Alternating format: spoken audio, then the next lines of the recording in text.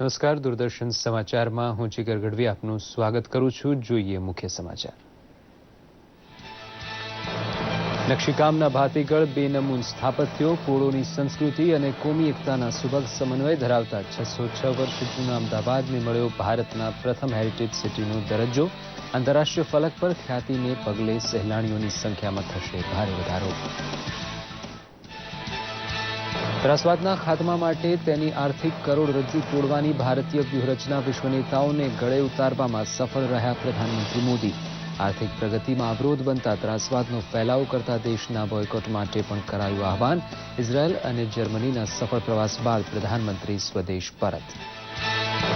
New ઇન્ડિયાના નિર્માણનું કાર્ય યુવા પેઢીના હાથમાં હોવાનું જણાવતા મુખ્યમંત્રી વિજય રૂપાણી. રાજકોટમાં ગાર્ડી વિદ્યાપીઠના દશાબ્દી મહોત્સવમાં સંબોધન.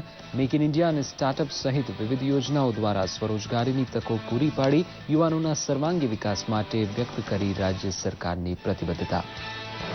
ગુરુ પ્રત્યે અહોભાવ વ્યક્ત કરીને ગુરુની વંદનાના પર્વ ગુરુ પૂર્ણિમાની અમદાવાદ સહિત રાજ્યભરમાં શ્રદ્ધા અને ઉત્સાહપૂર્વક થઈ રહેલી ઉજવણી. રાજકોટમાં રાષ્ટ્રીય સ્વયંસેવક સંઘના કાર્યક્રમમાં ખાસ ઉપસ્થિત રહેલા મુખ્યમંત્રીએ કરી ગુરુવંદના.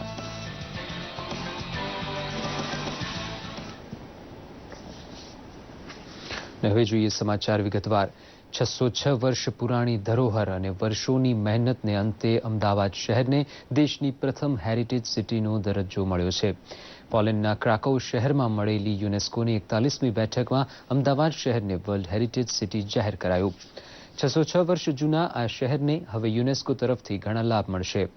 કર્ણાવતી એટલે કે અમદાવાદ તેની પોળોની ભાતીગળ સંસ્કૃતિ, કલાત્મક નકશીકામ સાથેના મકાનો તેમજ સ્થાપત્યો માટે જાણીતું છે. શહેરમાં તમામ સમુદાયો સંપૂર્ણ સંવાદિતા સાથે વસવાટ કરે છે અને કોમી એકતાનું ઉત્તમ ઉદાહરણ પૂરું પાડે છે. શહેરમાં ભગવાન જગન્નાથની રથયાત્રા અને ઈદની ઉજવણી એક સમાન ઉત્સાહથી થાય છે. હેરિટેજ સિટીના દરજ્જાથી અમદાવાદ શહેર આંતરરાષ્ટ્રીય ફલક પર ચમકી ગયું છે. અમદાવાદને મળેલા આ દરજ્જાથી ગુજરાતમાં હેરિટેજ સાઇટની સંખ્યા વધીને 3 થઈ છે. આ પહેલા ચાંપાનેરના પુરાતત્વીય અવશેષો અને પાટણમાં આવેલી 11મી સદીની રાણીની વાવને હેરિટેજનો દરજ્જો મળી ચૂક્યો છે. તો આ સાથે જ ભારતમાં પણ હેરિટેજ સાઇટની સંખ્યા 36 પર પહોંચી છે. અમદાવાદના ગૌરવ બદલ મુખ્યમંત્રી વિજય રૂપાણી તેમજ ભાજપના રાષ્ટ્રીય અધ્યક્ષ અમિત શાહે ટ્વીટ કરી આનંદ વ્યક્ત કર્યો હતો.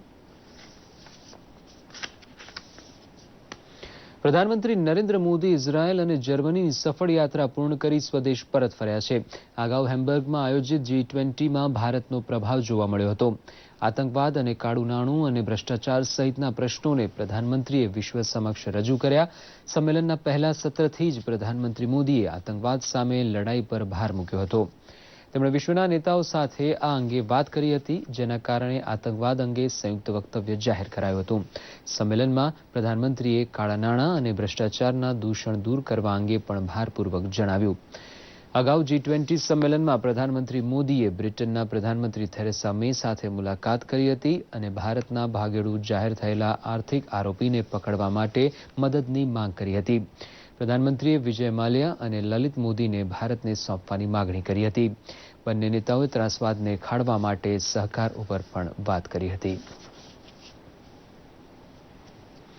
મુંબઈમાં 1993માં થયેલા શ્રેણીબદ્ધ બોમ્બ ધડાકા કેસમાં પોલીસને એક મોટી સફળતા મળી હતી.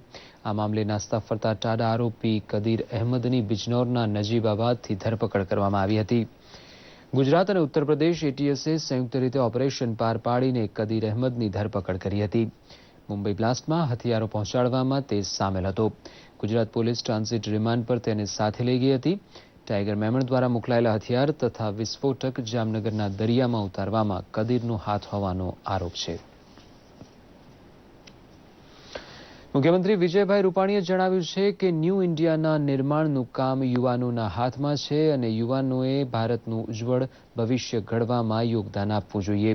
ગઈકાલે રાજકોટમાં ગાર્ડી વિદ્યાપીઠના દશાબ્દી મહોત્સવને સંબોધન કરતા મુખ્યમંત્રીએ ઉમેર્યું હતું કે ગુજરાતનો યુવાન કોઈની પાસે આજીજી કરે કે લાચારી વ્યક્ત ન કરે, તેવો સશક્ત બને એ જરૂરી છે.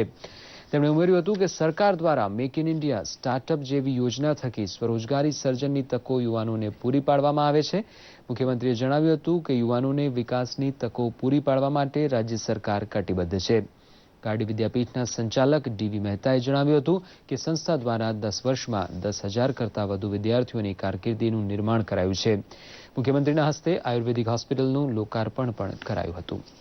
આયુર્વેદિક, હોમિયોપેથી, એન્જિનિયરિંગ એવી વિવિધ ફેકલ્ટીઓને આ કેમ્પસમાં લાવીને એક વિદ્યાનું ઉત્તમ ધામ ડીવી મહેતા અને એમના સાથીઓએ જે કર્યું છે એમને પણ અભિનંદન આપું છું. ગુજરાત સરકારે પણ નિર્ણય કર્યો છે કે આ વખતે 12મું ધોરણ પાસ થઈને કોઈ પણ એન્જિનિયરિંગ હોય કે આર્ટ્સ કોમર્સ હોય કોઈ પણ ફેકલ્ટીમાં છોકરો જશે કે છોકરી જશે 4 લાખ વિદ્યાર્થીને આ જુલાઈના અંતમાં બધા વિદ્યાર્થીઓને 1,000 રૂપિયામાં ટેબ્લેટ આ સરકાર આપવાની છે. રાજકોટના રૈયા રોડ પર આવેલા છોટુનગર કોમ્યુનિટી હોલમાં ગુરુવંદના કાર્યક્રમ યોજાયો હતો, જેમાં મુખ્યમંત્રી વિજય રૂપાણીએ ખાસ હાજરી આપી હતી. રાષ્ટ્રીય સ્વયંસેવક સંઘે યોજેલા ગુરુવંદના કાર્યક્રમમાં હાજરી આપી મુખ્યમંત્રીએ ગુરુ પૂર્ણિમાની ઉજવણી કરી હતી. આ પ્રસંગે તેમણે જણાવ્યું કે તેમણે સ્વયંસેવક સંઘના કાર્યકર તરીકે હાજરી આપી છે. મુખ્યમંત્રીએ ગુજરાતના તમામ ગુરુઓને વંદન કર્યા હતા. સાથે જ તમામ ગુરુઓ ભાવિ પેઢીનું એવું ઘડતર કરે કે તે દેશ માટે દિશા દર્શન બને તેવી પ્રાર્થના પણ કરી. મુખ્યમંત્રીએ રાજકોટ બાદ વડતાલ અને નડિયાદના સંતરામપુરમાં પણ ગુરુ પૂર્ણિમાના કાર્યક્રમમાં હાજરી આપશે. વર્ષોથી ગુરુ પૂર્ણિમા સંઘના મહત્વના ઉત્સવમાં એક ગુરુ પૂર્ણિમાનો ઉત્સવ હોય છે, જેમાં ભગવા ધ્વજને ગુરુ માનવામાં આવે છે. ભગવા ધ્વજની છત્રછાયા નીચે બધા સ્વયંસેવકો પોતાના જીવનને સમર્પિત કરતા હોય છે. એ ભગવા ધ્વજનું પૂજન થાય છે અને સંઘ કાર્ય માટે યથાશક્તિ ગુરુદક્ષિણા કાર્યકર્તા આપતા હોય છે. અને ડૉક્ટર હેડગેવારજીએ સંઘની સ્થાપના કરી ત્યારથી આજ દિવસ સુધી આ કાર્યક્રમ નિત્ય દર ગુરુ પૂર્ણિમાએ ચાલતો હોય છે. ગુરુદક્ષિણા માટે, ગુરુ પૂર્ણિમા માટે ગુજરાતના તમામ ગુરુઓને વંદના કરું છું અને બધા ગુરુઓ પાસે એવા આશીર્વાદ માગીએ છીએ કે ગુજરાતની ભાવિ પેઢી એનું ઘડતર એ એવું કરે કે જેથી કરીને આપણું ગુજરાત એ ભારતનું દિશા દર્શન બને. ગુરુ પૂર્ણિમાએ દ્વાપર યુગની યાદ અપાવતું સ્થળ એટલે ગુરુ ગોરખનાથની જગ્યા. ગુરુ શિષ્ય પરંપરાનું ગીર સોમનાથમાં આવેલું ગોરખમઢી ગામ. ઊંડા ભોયરામાં ગુરુ ગોરખનાથ તો સરસ્વતી નદીના તટે ગુરુ મચ્છંદર બિરાજે છે. 12 ગામનું ઐતિહાસિક ગરાજ ધરાવતું સ્થળ નાથ સંપ્રદાય હસ્તક છે અને નાથ સંપ્રદાયના લોકો અહીં પૂજન અર્ચન કરે છે. દેશભરમાંથી ભાવિકો અહીં દર્શનાર્થે આવે છે અને અષાઢી બીજ સહિત નવરાત્રિમાં અહીં યજ્ઞો પણ યોજાય છે. કહેવાય છે કે દ્વાપર યુગમાં ગોરખનાથે અહીં ભોયરામાં તપસ્યા કરી હતી. જોકે સદીઓ પુરાણા આ સ્થળનું પુરાતત્વ વિભાગ સમારકામ કરાવે તેવી સ્થાનિકોની માંગ છે.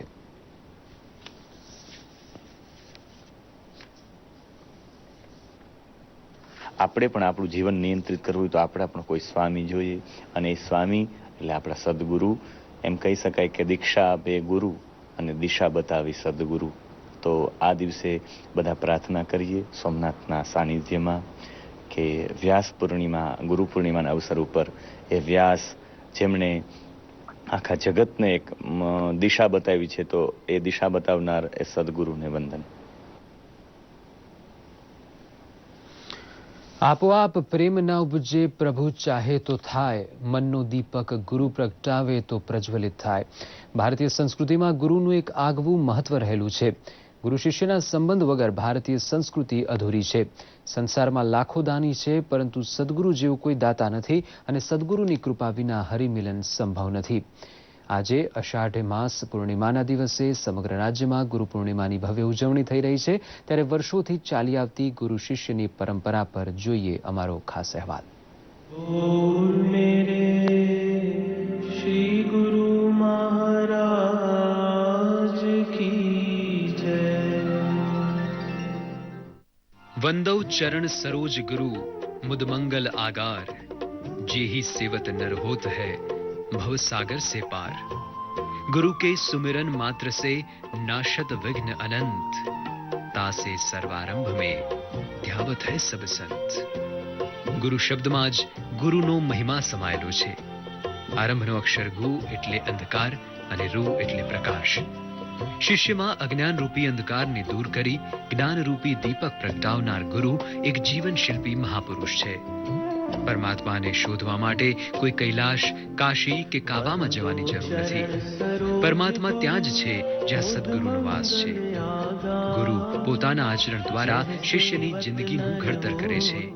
ત્યારે ગુરુને વંદન કરવાનો અવસર એટલે અષાઢ માસની પૂર્ણિમા। અષાઢ મહિનાની પૂર્ણિમાને ગુરુ પૂર્ણિમા તરીકે ઉજવવામાં આવે છે। આ દિવસે ગુરુ પૂજાનું ખાસ મહત્વ છે। ध्यावत है सब संत। આમ તો ઘણા ગુરુ થયા છે, પરંતુ વ્યાસ ઋષિ જે ચારેય વેદોના પ્રથમ વ્યાખ્યાતા હતા, વેદોનું જ્ઞાન આપનારા વ્યાસજી જ છે। તેથી તે આદિ ગુરુ કહેવાય છે।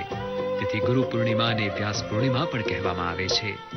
ગુરુ પૂજન દરેક વ્યક્તિએ પોતે રોજે રોજ કરવું જોઈએ, કારણ કે જ્યારે મનુષ્ય નાનો બાળક રૂપે હોય ત્યારે માતા અને ગુરુ હોય છે, તેનાથી એને સંસારનું જ્ઞાન થાય છે। જ્યારે આચાર્ય ગુરુ થાય તો તેને ધર્મનું જ્ઞાન થાય છે, અને એ ગુરુ એવા છે કે એના વગર ભગવાનનું બી જ્ઞાન થતું નથી। ગુરુ સમાન કોઈ દેવ, ધર્મ, તપ નથી। ગુરુથી કોઈ ઊંચું સ્થાન નથી। સદગુરુ એ કુંભાર જેવા છે। શિષ્યના જીવનરૂપી ઘટને સદગુણોથી ઘડે છે। કુંભારની જેમ શિષ્યમાં દુર્ગુણોને બહારથી ટપલા મારી પ્રહાર કરે છે અને અંદરથી સહારો આપી યોગ્ય ઘાટ આપે છે। એકલવ્ય પાસે ગુરુ દ્રોણ સદેહ નહોતા, પરંતુ એકલવ્યની જે શ્રદ્ધા છે તેના દ્વારા ગુરુ તેને અંદરથી પ્રેરણા આપતા રહ્યા અને એકલવ્ય અર્જુનને પણ ટક્કર મારે તેવો બાણાવડી બન્યો। તેથી વ્યક્તિ મહત્વનો નથી, તેનું ગુરુતત્વ મહત્વનું છે। रहस्य की ज्ञाता निष्प्रहित अनुशासन दाता दया। ગુરુ અને શિષ્ય વચ્ચેના ગાઢ એકબીજાના એક પરસ્પર પૂરક હોવા જોઈએ। સામાજિક જીવનમાં ગુરુ એ એક પ્રેરણા સ્ત્રોત છે, જેનાથી આપણને સમાજમાં કયા પગલે ચાલવું તેનું આપણને જ્ઞાન આપે છે। જીવાત્માની પરમાત્મા સુધીની યાત્રાનો માર્ગદર્શક પડાવ છે ગુરુ। મનુષ્ય જીવનનું અંતિમ લક્ષ્ય પ્રભુની પ્રાપ્તિ છે, જે ગુરુ કૃપાથી જ સાપેક્ષ થાય છે, જેથી ગુરુને ગુરુદેવ કહેવાય છે। ત્યારે ગુરુથી કોઈ શ્રેષ્ઠ તત્વ નથી, ગુરુથી અધિક તપ નથી અને ગુરુથી વિશેષ કોઈ જ્ઞાન નથી। ત્યારે એવા શ્રી ગુરુદેવને 100 નમન। બ્યુરો રિપોર્ટ, દૂરદર્શન સમાચાર, અમદાવાદ। વાહન વ્યવહાર મંત્રી વલ્લભભાઈ કાકડીએ જણાવ્યું છે કે રાજ્ય સરકારના સૌજન્યથી એસટી નિગમમાં દર વર્ષે 1000ને બદલે હવે નવી 1600 બસ ઉમેરાશે। ગત વર્ષના અને વર્તમાન વર્ષના અંદાજપત્રને મળીને કુલ નવી 3200 બસોનો 6 મહિનામાં સમાવેશ થશે। 1.45 કરોડના ખર્ચે બનાવેલા અદ્યતન સુવિધાથી સજ્જ સાવલી બસ સ્ટેશનનું તેમણે લોકાર્પણ કર્યું હતું। તેમણે જણાવ્યું હતું કે પ્રવાસીઓની ઓક્યુપન્સી જ્યાં 50% જેટલી છે એવા ગ્રામીણ રૂટ્સ પર મિની બસો દોડાવાશે। પ્રવાસીઓને એરપોર્ટ જેવી સુવિધાનો અનુભવ કરાવવા રાજ્યમાં 850 કરોડના ખર્ચે 10 નવા આઇકોનિક બસ પોર્ટ બનાવવાનું આયોજન કરાયું છે। ધારાસભ્ય કેતન ઇનામદારે જણાવ્યું હતું કે 5 વર્ષમાં સાવલી અને ડેસર તાલુકાઓને 400 કરોડના વિકાસ કામોની ભેટ મળી છે।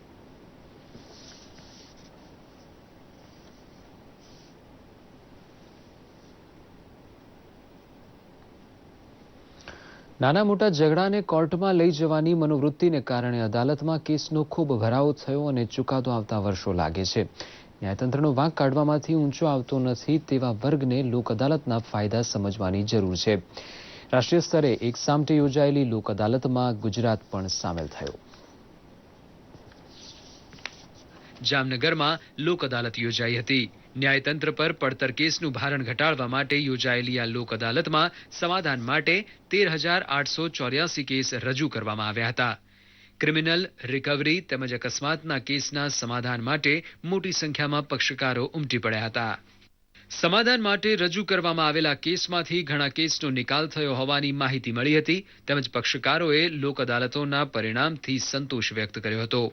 પંચમહાલ કાનૂની સેવા સત્તામંડળના ઉપક્રમે લોક અદાલત યોજાઈ હતી। પારિવારિક કલહ, ચેક રિટર્ન અને નાણાં વસૂલાત સહિતના 5000 કેસને લોક અદાલતમાં રજૂ કરવામાં આવ્યા હતા, જેમાંથી 2000 કરતાં વધુ કેસનો સુખદ ઉકેલ આવ્યો હતો।